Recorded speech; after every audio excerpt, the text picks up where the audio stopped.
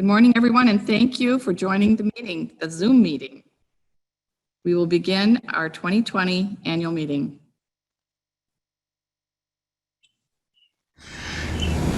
Good afternoon. As I recall, when you last met for an annual congregational meeting, I sent you a recording through Zoom, which you all watched here in the sanctuary. Now I'm in the sanctuary, and most of you are watching on Zoom from home. My, how things change. The importance of a congregational meeting is enshrined in the fifth Unitarian Universalist principle, in which we affirm and promote the right of conscience and the use of the democratic process within our congregations and in society at large. Ours is a representative democracy, in which you elect lay leaders to represent you throughout the year in all of the deliberations necessary to support the mission and vision of this congregation. I have been honored to work with our Board of Trustees this year. You did well in nominating and electing a group of leaders that has very consciously and intentionally set out to improve this congregation after the church experienced a period of turmoil. And now we find ourselves in a new and almost unprecedented situation. The COVID-19 pandemic was not something that any of us expected. It has required the congregation and its leadership to learn to operate in new ways. And your leaders, both elected and appointed, so I'm including committee chairs in this as well, have risen to the challenge and worked to keep this congregation going and to keep our members connected, although we are physically isolated from one another. To all, I say, bravo and well done. Without further ado, let us light our chalice and get down to business.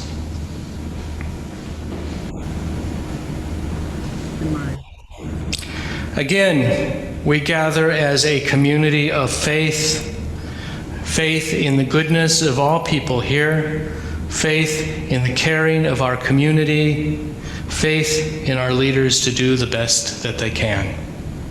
Again, we gather for our democratic process, a process that is only as good as the efforts we put into it, a process that only leads to resolution if we work hard at it, a process that ultimately lets everyone feel that they had a voice.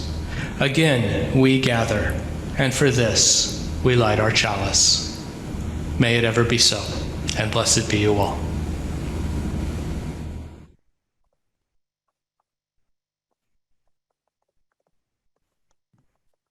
Thank you, Reverend Mike, and good morning to you all, and welcome to the DuPage Unitarian Universalist Church 2020 annual meeting, the first of its kind. As we keep our focus on safety while enabling the closest thing to community that we can accomplish, we are happy to offer this virtual experience.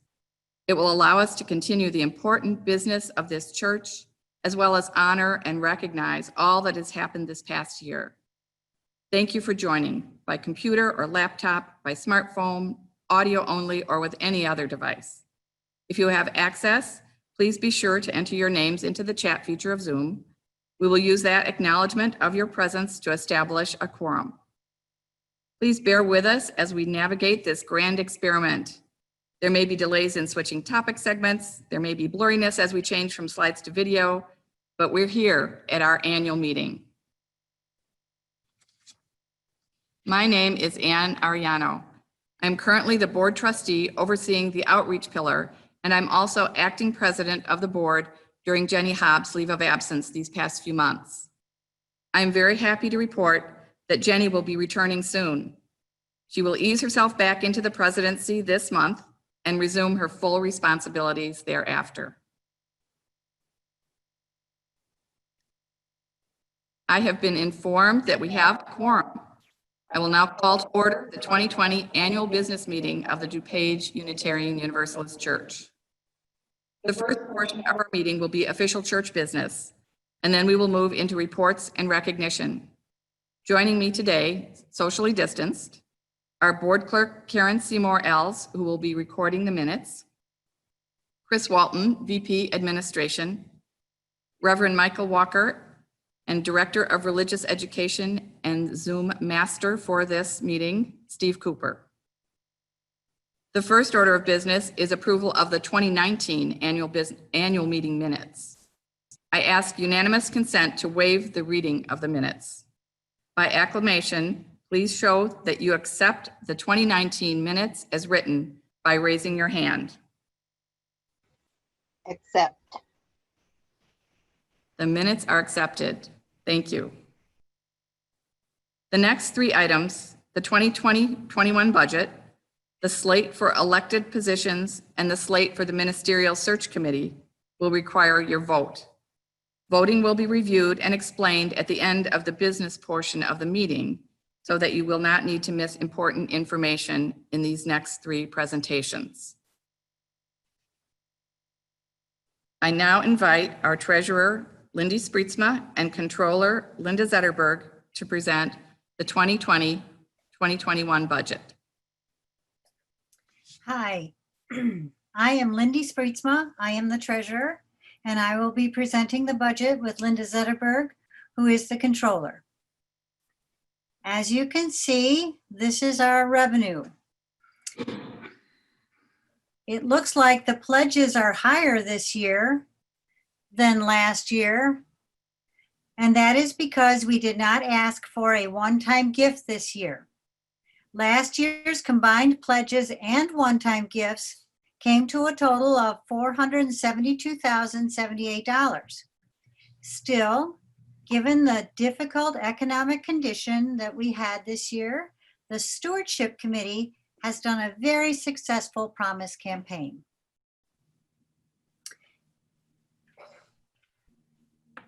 And in the free will area, we have reduced the free will budget in half. Since we have not been meeting in the church, we have seen a reduction in the number of people giving donations to free will. Consequently, we thought $6,000 would be a better representation of what we could collect. Because of your generous financial promises, we have reduced our expectations of using the contingency fund from prior presentations of this budget. We now expect to use less than $11,000 from this fund for the expenses of the Ministerial Search Committee if it's needed. In the Youth RE registration, we have reduced the budget somewhat to account for fewer children in the program. And in the facility rental, with the closing of the church building and not knowing when it will reopen, we thought it best to reduce this income by approximately half. If we cannot meet as a whole by September, we are thinking about doing a virtual auction. We have lowered the estimate of how much money we will make since this will be our first time doing a virtual auction. We have budgeted for interest and investment income this year because we received an annuity from a generous memorial gift last year. That annuity pays us a fixed 3% rate for 5 years. Also, from the generous memorial gift, we chose to invest $100,000 in Vanguard's federal money market fund. We have received between 1.5% and 0.44% rate this last year. Our estimate for the coming year may be a bit optimistic. As you can see, our income was more than we budgeted for last year. With the economic uncertainty, we anticipate less revenue this coming year. The Paycheck Protection Program, or PPP, is a federal multi-billion-dollar business loan program established by the Coronavirus Aid, Relief, and Economic Security Act, or the CARES Act, to help certain businesses, including certain nonprofit organizations, such as our church, continue paying their employees. We applied for the PPP with our bank Old Second, and we received $26,100 on May 8th.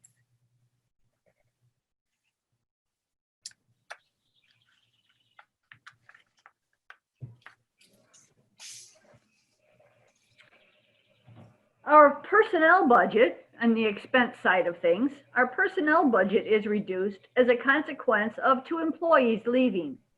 Based on current conditions, we feel we can manage our programs with our current staff. The loan expense includes both the mortgage and our member loans. The facilities budget remains similar to last year. Any unexpected large expenditures can come from the contingency fund if necessary. The office expense budget was increased to cover the costs of upgrading technical equipment to enhance our virtual presence. The increase in the committee budget is due primarily to the $15,000 we have budgeted for the search committee. The small increase in the organizational dues is our move towards trying to be a fair share congregation again. For the Paycheck Protection Program, there is a forgiveness application that we will be filling out once we have completed the 8 weeks of paying salary from the PPP funds received on May 8th. The 8 weeks will end on July 3rd. If we do not use all the money for salaries, we can use any remaining money to pay interest on our mortgage and utilities for the 8 weeks. Any of the money that is forgiven will be considered a grant. Any of the money that is not forgiven will become a loan with a 1% interest rate.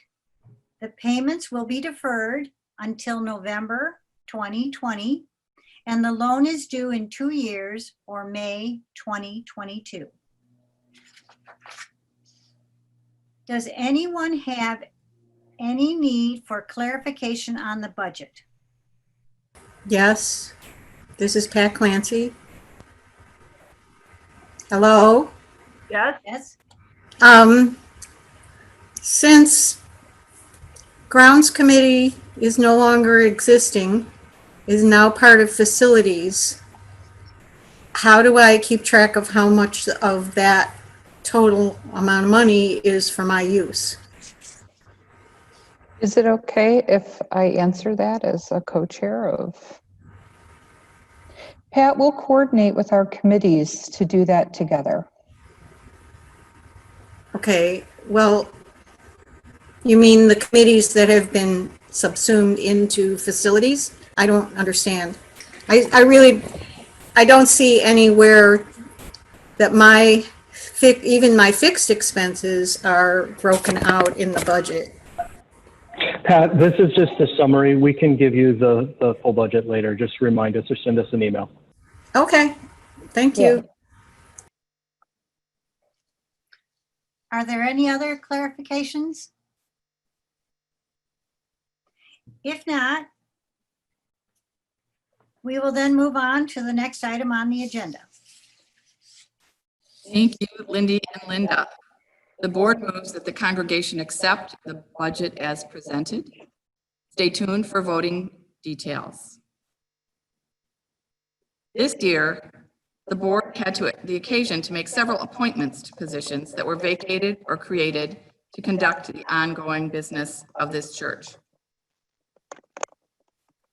First, thank you to the following individuals who volunteered to come on midterm to fill elected position vacancies. Karen Peck and Pat Lickman to the board, and Bill Kovacs, Russ Matthey, and Jean McCullum to endowment. And thanks also to those who accepted appointments and assignments made to existing teams such as auction, to newly formed teams that are serving specific needs during this interim period, such as the transition team, and to quickly assembled groups of expertise to manage unexpected things like property acquisition, and to teams that will fill ongoing needs for efficient and purposeful structure and governance, such as stewardship, personnel, and finance. Elected or unelected, all important, and all filled from the breadth and depth of talent, experience, and good grace that we have in our midst. We move on now to details on the 2 slates of elected positions for 2020-2021. Kristen Tang, co-chair of nominating, will present the elected positions slate. Hello, my name is Kristen Tang. I'm one of the co-chairs of the nominating committee. On behalf of co-chair Jane Kwame and nominating committee members John Brubaker, Deb Connett, and George Peck, I will be presenting the slate of candidates for this year's election. Before I do that, I have a few thank yous. Thank you to Phil Lambert for his work on the nominating committee this year. Phil would have rolled off today, but had to leave the committee early due to added professional responsibilities related to the pandemic. Nominating is also grateful for the work of George Peck, who is rolling off the committee today. Thank you to all of you who sat down with us for interviews and gave us recommendations. We could not do this work without you. And of course, a big thank you to the candidates who said yes to serving our beloved community during these strange and uncertain times. Today, I will simply be reading the names of the candidates and the positions for which they are nominated. You can find the slate of candidates with their biographies in the May newsletter and on the church website on the 2020 annual meeting information page. The candidates are: for Vice President of Administration on the Board of Trustees, Ann Ariano. For the Trustee of Outreach, Diane Gelder. For members of the Community Outreach Committee, Ingrid Marshall and Carl Nash. For members of the Nominating Committee, John Brubaker for a 1-year term, Jill Wallace and Kelly Huggins for 3-year terms. For members of the Endowment Committee, Russ Manthe for a 1-year term, Bill Kovacs for a 2-year term, and Tom Baldwin for a 3-year term. Thank you to all. And thank you, Kristen. The board moves that the congregation accept the slate as presented. Again, stay tuned for voting details. As you know, the process to select the nominees for the Ministerial Search Committee slate was quite comprehensive this year. In March and April, the board made an attempt to contact all members of the congregation to request input on who you felt you would trust to represent you in the upcoming ministerial search. With feedback from many, many members, the board had an outstanding group of prospective search team candidates. We feel that this final highly qualified group is a great representation of our church's range of personal and spiritual demographics. We are proud to present Jane Gano, Kat Gelder, Dave Gorman, Bob Harris, Karen Hutt, Doug Coker-Cowan, and Sarah Lensink as the ministerial search slate. The board moves that the congregation accept the slate as presented. And now, how to submit your votes. As you have read in communications sent and posted on the church website under quick links, 2020 annual meeting information, you may vote in 2 ways, online or by mail-in ballot. The URL to the online ballot has been posted to chat. You may use that URL at any time now or by June 13. This information, plus nominee bios and other helpful information, is also on the annual meeting webpage at, again, DuPageUUchurch.org, 2020 annual meeting. Follow the instructions on the simple form to place and submit your votes. If you normally receive church communication via postal mail, you will have received a mail-in ballot sent to your home. Please submit the online ballot or send in the mail-in ballot as soon as you are able. We will count all votes received by Saturday, June 13. We want to hear your voice in our democratic process during these very interesting times.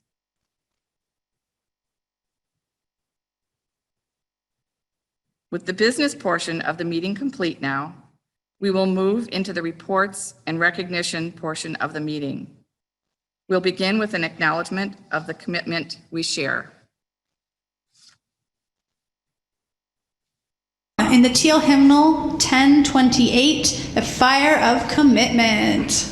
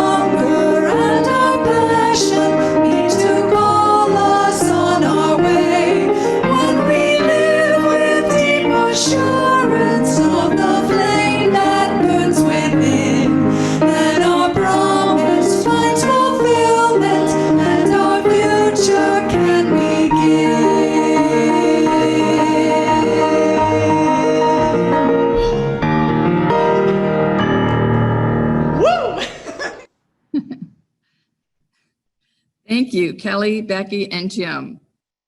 So much that happens in our space, whether in this building, on a phone or Zoom call, meeting in a park or backyard, is accomplished by the incredible commitment, dedication, and energy of you.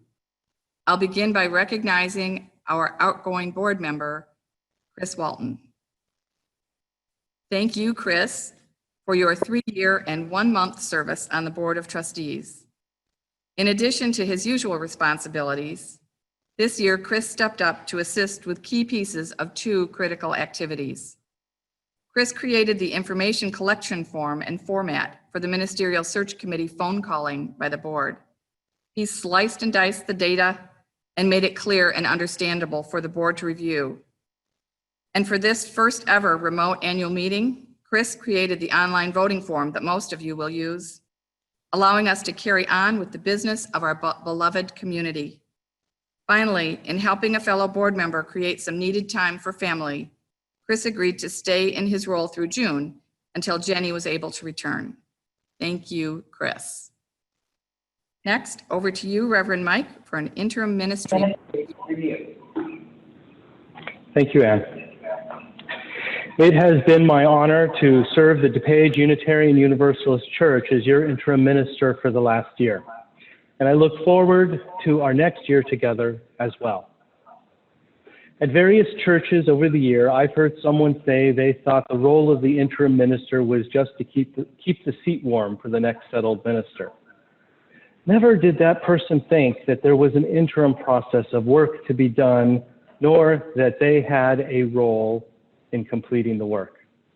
Congregations that don't engage in the interim work are rarely followed by a successful called or settled ministry.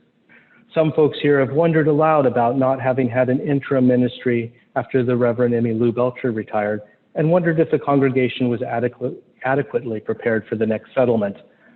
Although that's ancient history now, I think it wise to remember that experience when you plan for your future.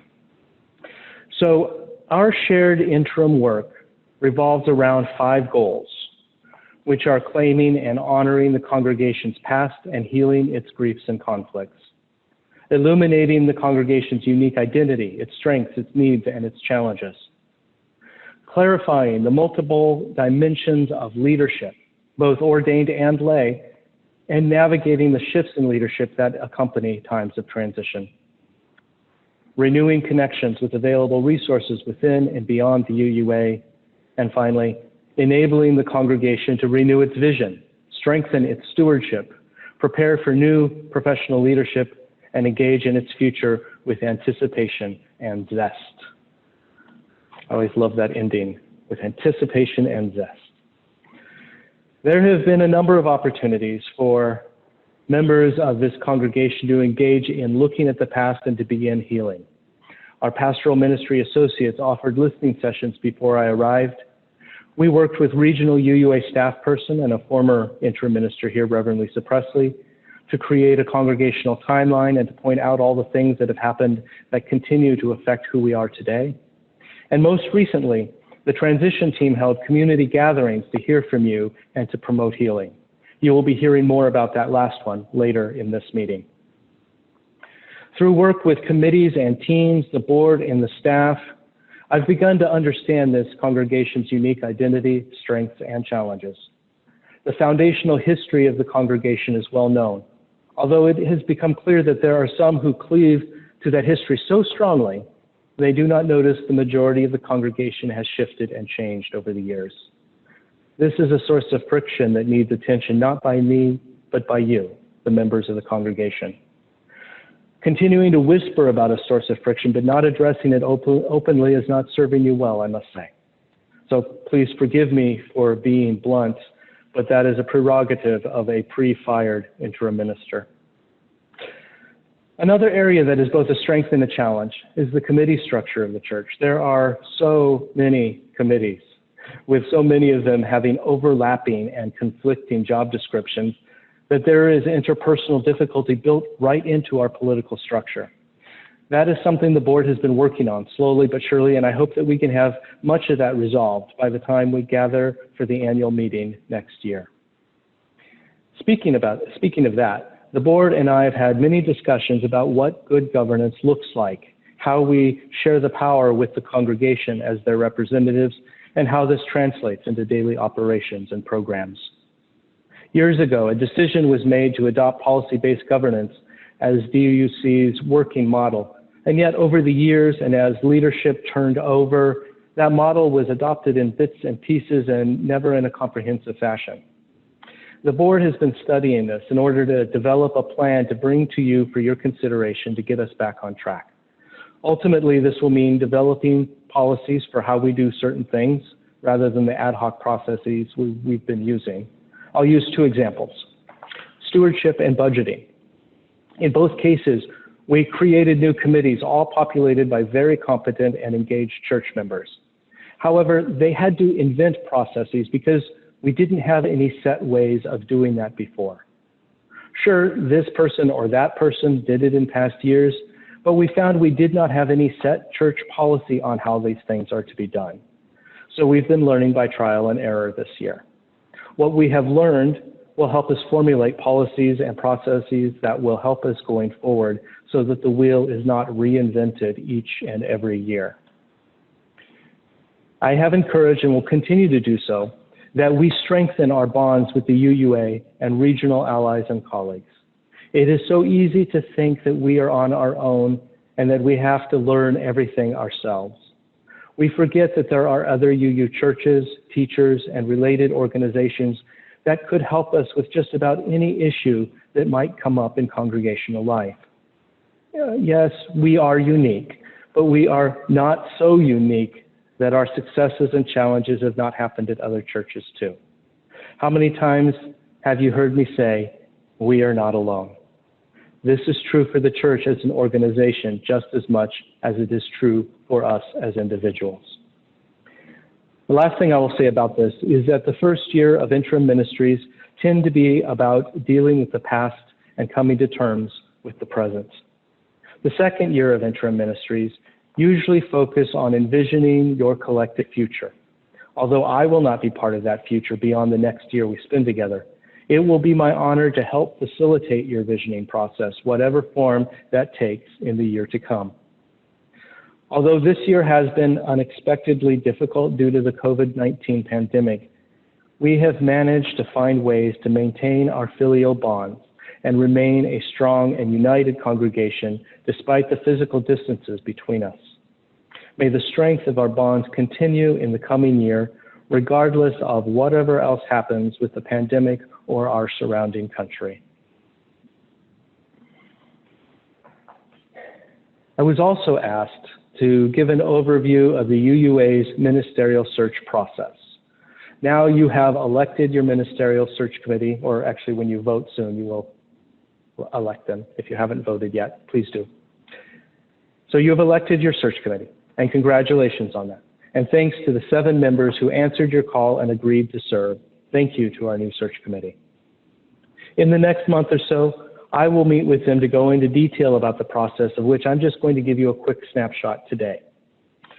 The Ministerial Search Committee, the MSC, will begin by reading the UUA Search and Settlement Manual, which anyone can access on the UUA website.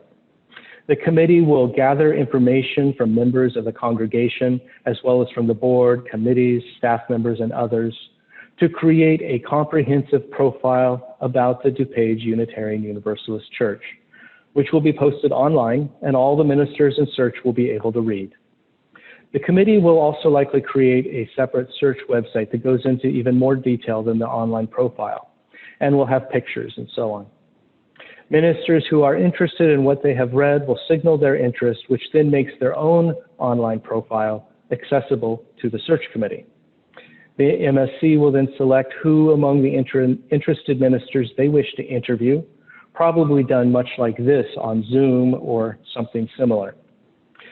The next step will be for them to narrow down the pool of interested ministers to an average of 3 pre-candidates who then come for a long weekend to visit next winter. The search committee and the ministers will interview, see the area, have long talks about the congregation and UUism, and the minister will preach at some other church in the region. This part of the process is still confidential because the minister may currently be serving another church, and that church may not yet know the minister is in search. Finally, the search committee will choose one candidate minister to present to the congregation, and that person comes for candidating week in the spring of next year, at which time they will be preaching here 2 Sundays in a row with numerous meets and greets and other meetings in the intervening week.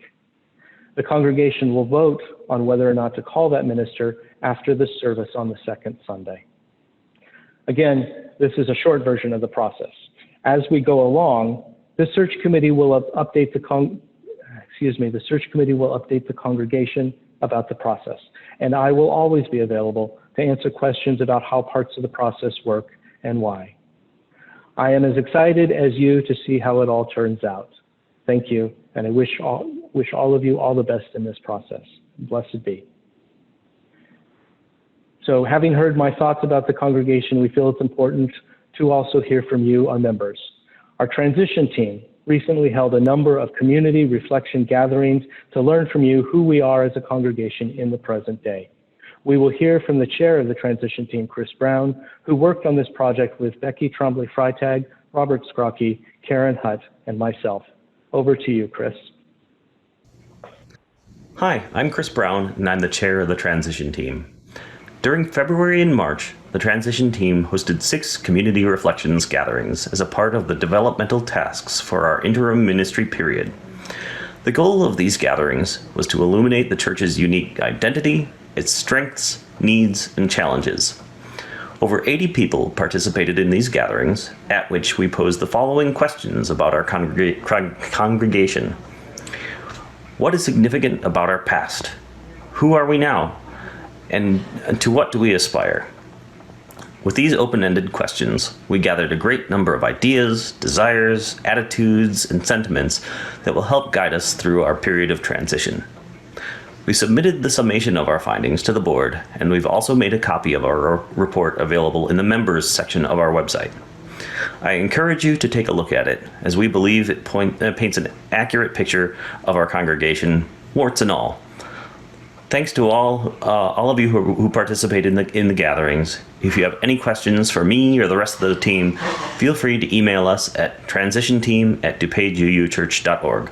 Thanks again, stay safe, and be well.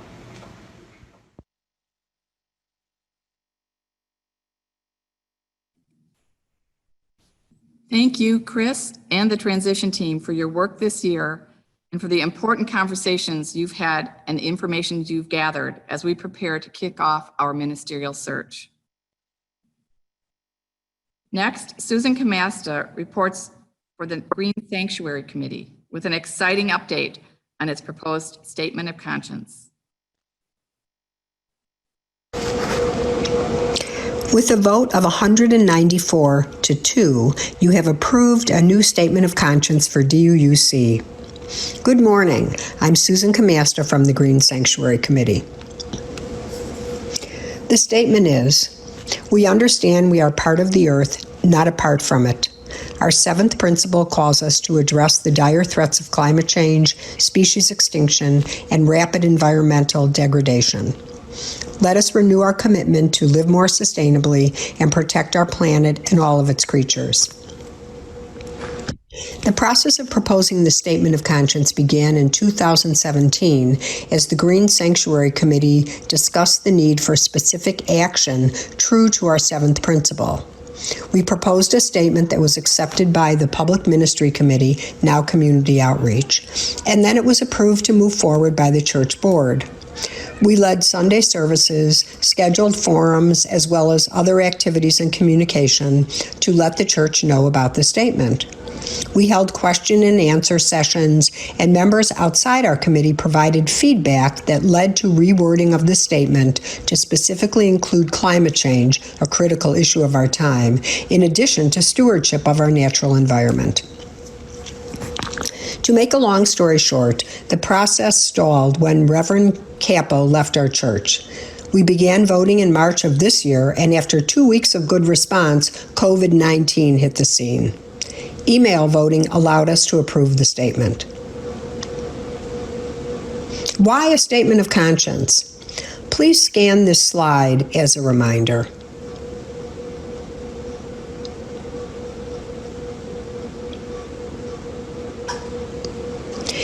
If you haven't voted, you can still be counted. Email Green Sanctuary. Wouldn't 99% approval be wonderful? The statement is just the beginning. Now it is time to act. As a church, in your family, as an individual, as inhabitants of planet Earth. Thank you again for supporting this moral imperative.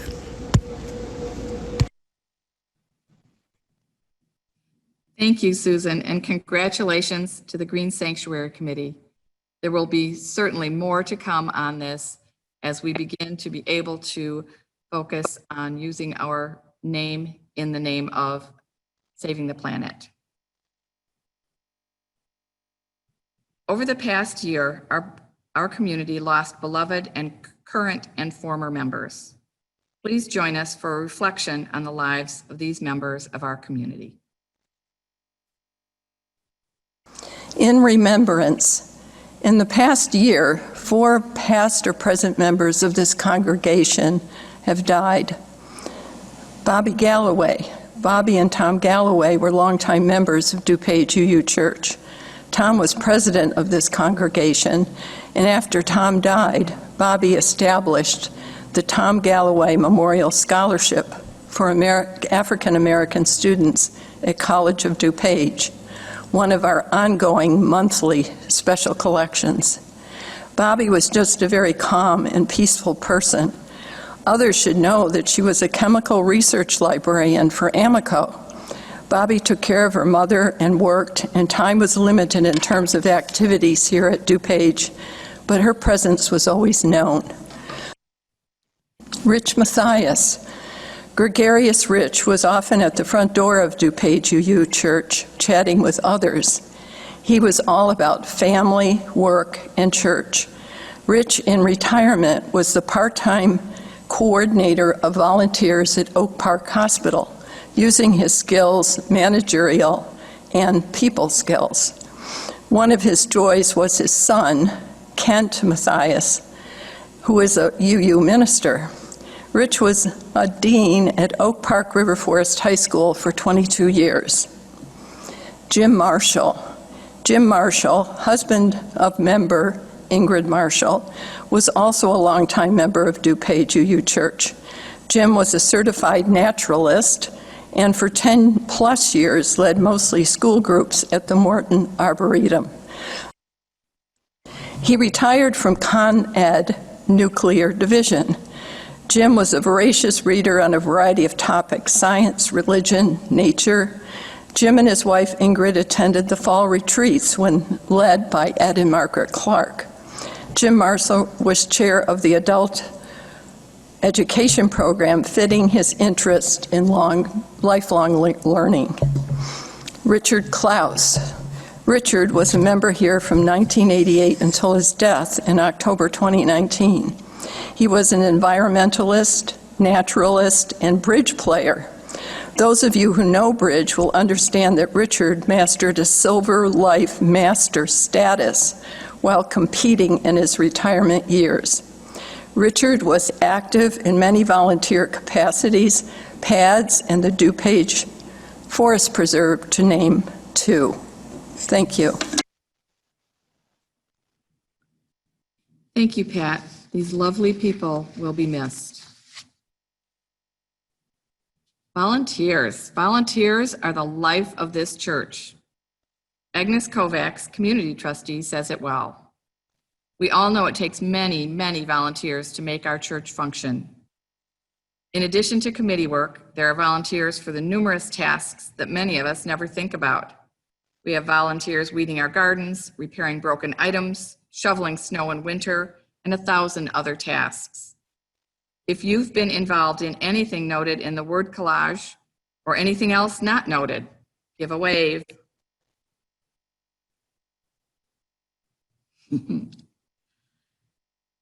We want to say thank you to all of the volunteers who make our community a wonderful place.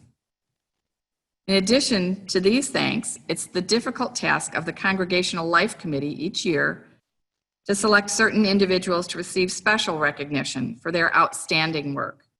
Bob Harris is here to tell you about them. Good morning. I am Bob Harris, co-chair with Joan Doyle of the Congregational Life Committee. This is the time in our service when we recognize the Volunteer of the Year, the unpaid person who has contributed significantly to the success of the church. For many years, we recognized one volunteer, although last year we recognized two.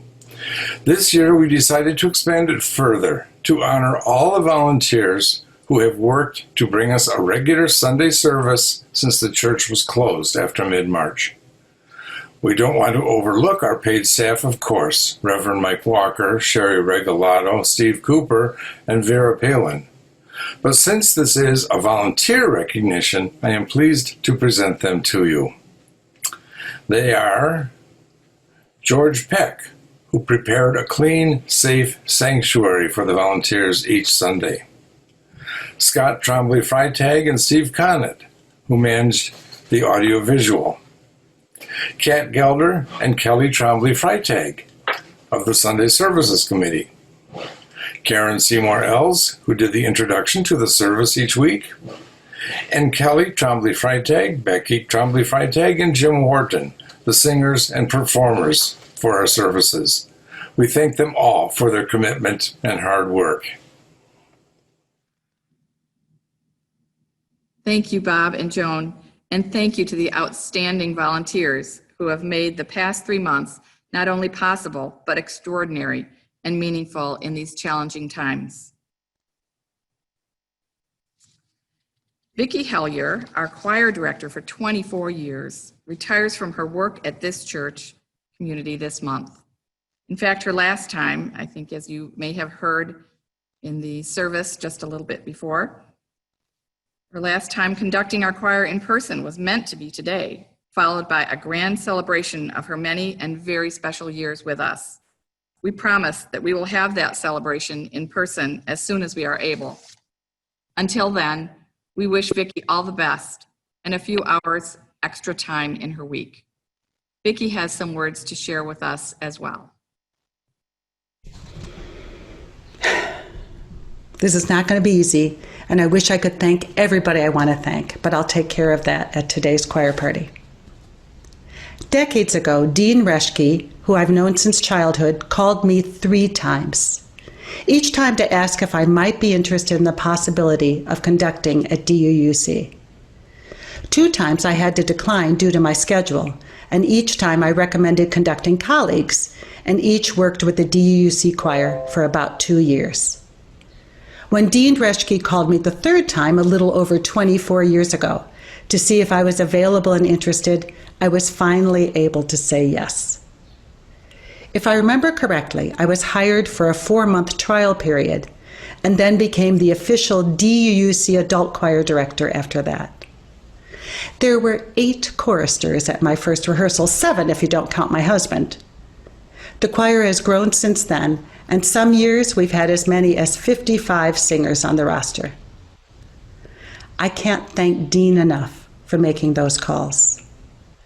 It has been such a joy to make music for 24 years with you DUUC choristers. Whether it's been making music for Sunday services or music at other times, such as Canvas dinners, if you remember those, singing at Elmwood School, regional assemblies, weddings, sadly, memorial services, or DUUC ministers' installation services, I have reveled in your combination of intelligence, hard work, focus, caring, teamwork, and your ability to have fun, which is not always easy as we made music from the 11th century up through the beginning of the 21st century in many different styles and many, many different languages. You were game for doing larger works, such as movements from the Vivaldi Gloria, or whatever was selected by the high bidder at that year's auction. It was hard work, but also edifying and great fun to do those pieces, and I thank those of you who purchased those. Choristers, you could occasionally be silly, such as when we did Zen gospel singing or the Taco Bell canon. I have great memories of the holiday services. I loved how hard you worked to make the music and the readings come alive. I enjoyed the collaborations we've done with so many DUUC instrumentalists and some outside musicians as well, with the DUUC Chimes Choirs, Children's Choir, the Laugh Choir, with Jim Scott, the Unity Temple Choir, and 7 other UU choirs at our first regional assembly together, also with you congregants. There are so many people I want to thank. Thanks to those of you who have written me such nice cards and emails lately. I really appreciate it. Thanks to Karen Campbell, the music committee, and many DUUC choristers for my Zoom surprise party. I was truly surprised and very delighted. Thank you to Reverend Mike for your guidance as I've been preparing to leave. Thanks to Sherry Regalado and Steve Cooper for your help through the years. Thank you to Bonnie Brewster and to Vera Palin for being fine collaborators. Thank you to you AV volunteers. Thank you to Karen Campbell for your great leadership of the music committee and to the fine leadership shown by all past music committee chairs. Thank you to Kristen Tang for all your behind-the-scenes work. You know what I mean?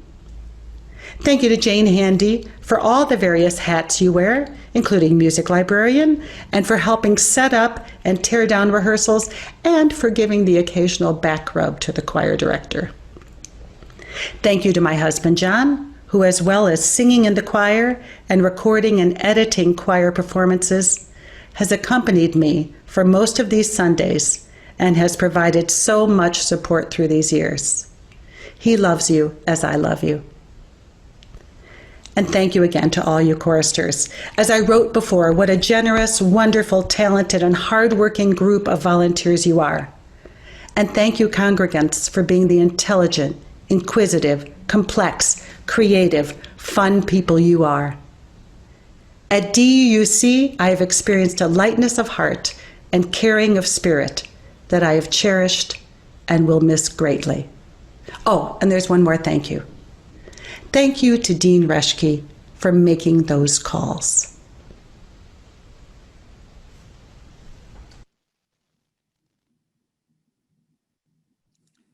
Thank you, Vicki. What a great remembrance.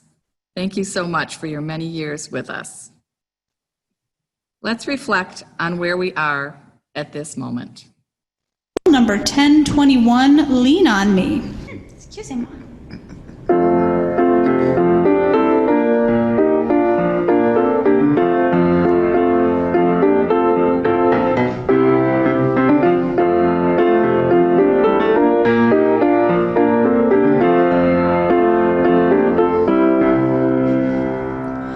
Sometimes in our lives, we all have pain, we all have sorrow.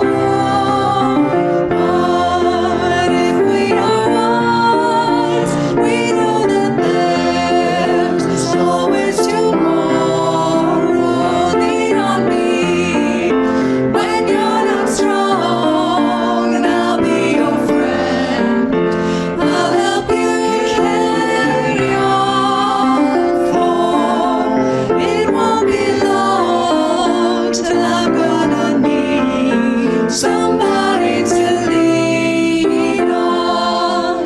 Please swallow your pride if I have things you need to borrow, for no one can fill those of your needs that you won't let show. Lean on me when you're not strong, and I'll be your friend. I'll help you carry on, for it won't be long till I'm gonna need somebody to lean on. If there is a load you have to bear that you can't carry, I'm right up the road and I'll share your load. If you just call me, lean on me when you're not strong, and I'll be your friend. I'll help you carry on, for it won't be long till I'm gonna need somebody to lean on. Just call on me, brother, when you need a hand. We all need somebody to lean on. I just might have a problem that you'd understand. We all need somebody to lean on.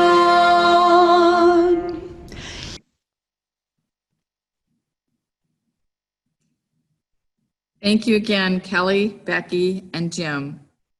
As we close this most interesting 2020 annual meeting, let us be grateful for their creativity, perseverance, good nature, generosity, and patience that has made the past 3 months an experience we will remember. We seem to have maintained the feeling of community that brings so many of us to this church. The need is strong for fellowship, learning, and growth as we pave the road on our individual and collective journey.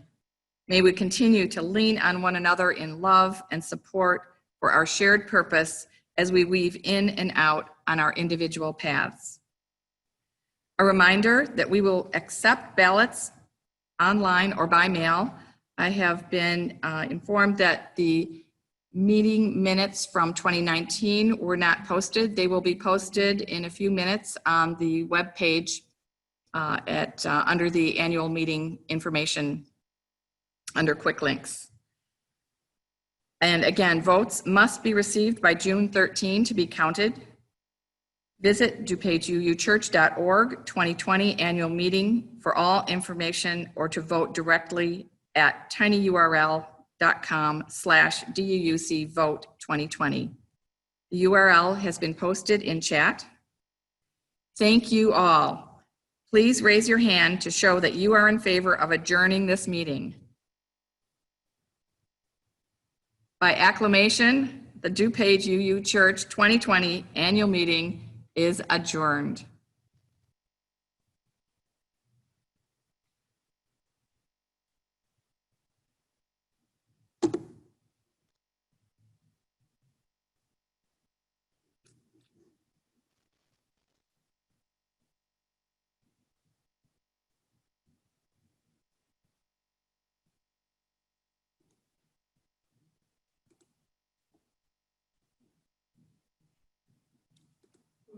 Woohoo.